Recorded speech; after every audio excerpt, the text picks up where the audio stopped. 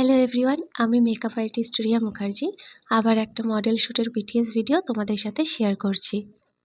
এখানে মডেলকে নেওয়ার জন্য আমি বাড়ির বাইরে দাঁড়িয়েছিলাম।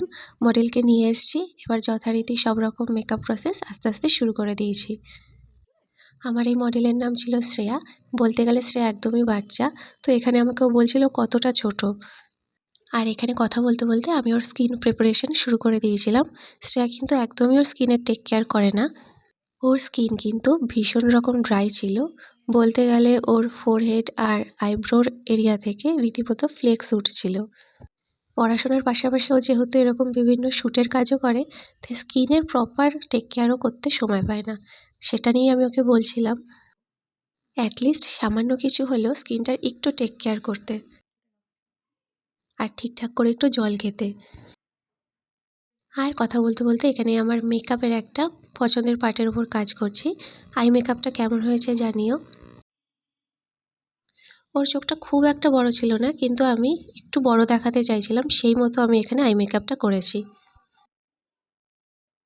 আর শ্রেয়া কিন্তু কথা বলতে ভীষণ ভালোবাসে। যতক্ষণ কাজ করে গেছি ওর সাথে, ও কিছু না কিছু নিয়ে কথা বলেই যাচ্ছিল, আর আমারও বেশ ভালোই লাগছিল।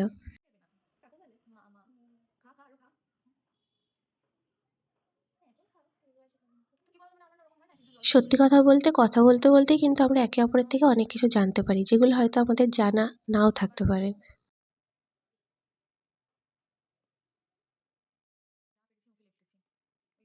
এরপর মোটামুটি ফেস মেকআপের পর এখানে ছিল কফি ব্রেক। এখানেও আমরা কিছু একটা নিয়ে কথা বলছিলাম, সেটা আমার মনে নেই।